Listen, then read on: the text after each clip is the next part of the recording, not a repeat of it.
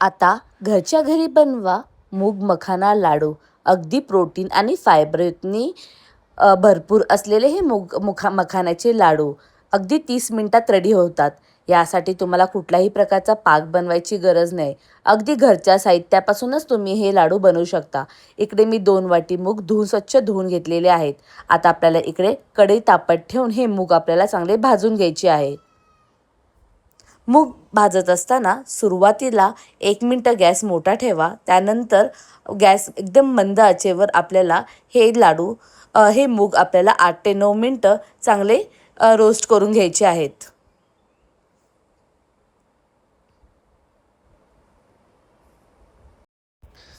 आणि हे लाडू अगदी खूप असे प्रोटीन, मिनरल्स, कॅल्शियमने भरलेले असे हे लाडू आहेत. मुलांना अगदी बिस्किट देण्यापेक्षा तुम्ही हे एक लाडू देतील तर मुलांना ह्यापासून खूप सारे मिनरल्स आणि फायबर, प्रोटीनसुद्धा भेटेल. आता इकडे मी मूग चांगले रोस्ट करून झाल्यानंतर इकडे मी 1 वाटी मखानासुद्धा घेतलेला आहे. त्या मखानाला आपल्याला चांगला रोस्ट करून घ्यायचा आहे. त्यासाठी तुम्ही त्यामध्ये 1 चमचा तूपही ॲड करा. आणि मखाने जसे रोस्ट होतील तसे ते क्रिस्पी होतात आणि ते मिक्सरमधून बारीक केल्यावर त्याला चांगली त्याची पूड तयार होते. आणि मखाण्यामध्ये तर खूप सारे प्रोटीन्स, फायबर्स असतात हे तुम्हाला तर ठाऊकच आहे.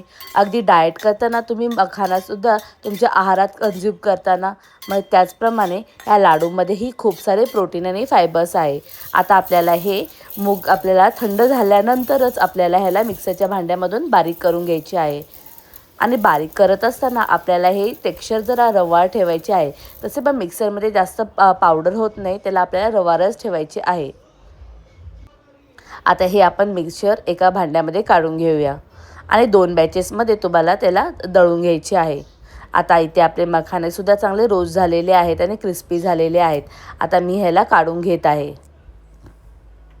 त्यानंतर इकडे मी ड्रायफ्रूटचाही वापर केलेला आहे. इकडे मी काजू आणि बदामचा वापर केलेला आहे. तुम्हाला हवं असेल तर तुम्ही अजून दुसरेही ड्रायफ्रूट्स यूज करू शकता.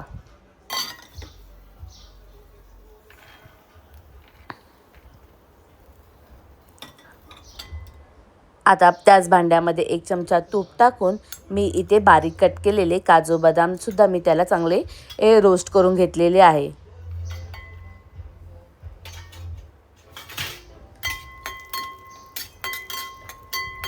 अगदी हे लाडू केस गळती थांबवण्यासाठी, स्किनसाठी आणि छोट्या छोट्या आपल्या मुलांच्या वाढीसाठी अगदी उपयुक्त आहेत.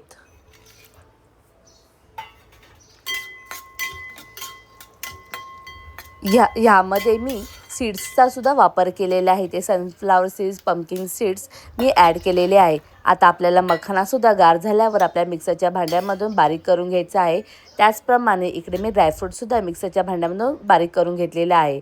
आता पॅनमध्ये तूप टाकून आपल्याला जे आपण मूग वाटून दळून घेतलेले आहेत त्यालासुद्धा आपल्याला चांगले भाजून घ्यायचे आहेत. यासाठी सुरुवातीला मी 4 चमचे तुपाचा वापर केलेला आहे. पण आपल्याला हे सगळे मुगाचे हे पीठ आहे ते आपल्याला भाजायला अगदी अर्धा वाटी किंवा पाऊण वाटी तूप लागणार आहे. म्हणून तूप आपण थोडे हळूहळू टाकणार आहोत, एकदम तूप टाकायचे नाही. आणि हे मिक्सचर भाजत आल्यावर ह्यामध्ये जो मुगाचा सुगंध असतो तो कमी होतो आणि असा तुपाचा स्मेल यायला सुरुवात होते.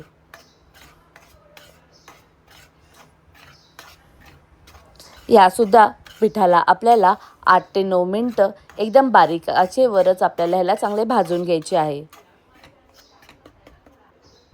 आता ह्यामध्ये मी पुन्हा तूप ॲड केलेले आहे आणि ह्याला चांगले भाजून घेत आहे.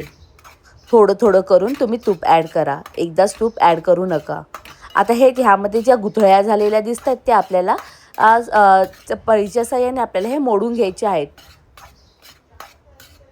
आणि खमंग असं आपल्याला आपलं हे पीठ भाजून घ्यायचं आहे.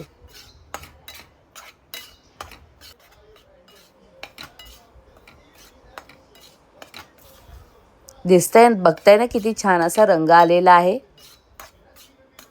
अगदी बारीक आचेवरच आपल्याला हे पीठ छान भाजून घ्यायचं आहे.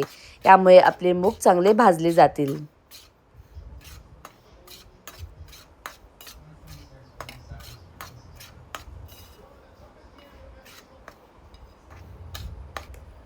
आता 7 ते 8 मिनिटानंतर मी ह्यामध्ये मखाना जे आपण मिक्सरच्या भांड्यामध्ये बारीक केलेले आहेत, त्यानंतर ड्रायफ्रुट्स बारीक केलेले आहेत, ते सुद्धा आपल्याला टाकून ह्याच्याबरोबर परतून घ्यायचे आहे. अजून ह्याला 1 ते 2 मिनिटं आपल्याला चांगले भाजून घ्यायचे आहे, सगळं मिश्रण एकत्र करून.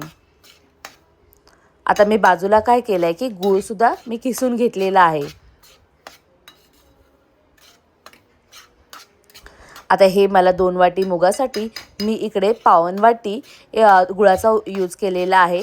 तुम्हाला जर गोड जास्त आणखी हवं असेल तर तुम्ही 1 वाटी गुळाचा वापर करू शकता.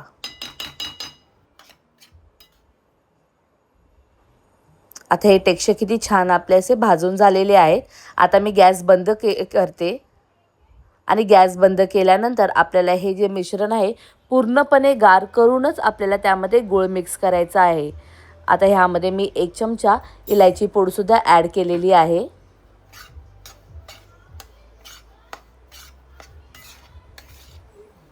आणि हे मिश्रण असंच आपल्याला गार करायला बाजूला ठेवून द्यायचं आहे. आता अर्ध्या तासानंतर ह्यामध्ये मी किसलेला गूळ ॲड करत आहे. गूळ तुम्ही किसून घ्या किंवा बारीक चिरून घ्या, पण त्याला पूर्णपणे असं एकदम बारीक करा, कारण की ते पूर्णपणे मिक्स होईल. आणि आपले पीठ पूर्णपणे गार करू नका, अगदी हाताला सोसेल आणि एकदम कोमट आपले पीठ व्हायला पाहिजे. पीठ कोमट असल्यामुळे काय होतं की गूळ मिक्स करायला खूप इझी जातो. त्यामुळे आपण ह्याला थोडेसे कोमट ठेवलेले आहे पिठाला. आता एकजीव करून चांगले आपल्याला गूळ त्या पिठामध्ये चांगले मिक्स करून घ्यायचे आहे. छान आपले हे पीठ गुळामध्ये मिक्स होत आहे. आता आपले गूळ चांगला मिक्स झाल्यानंतर आपल्याला छोटे छोटे असे लाडू वळून घ्यायचे आहेत.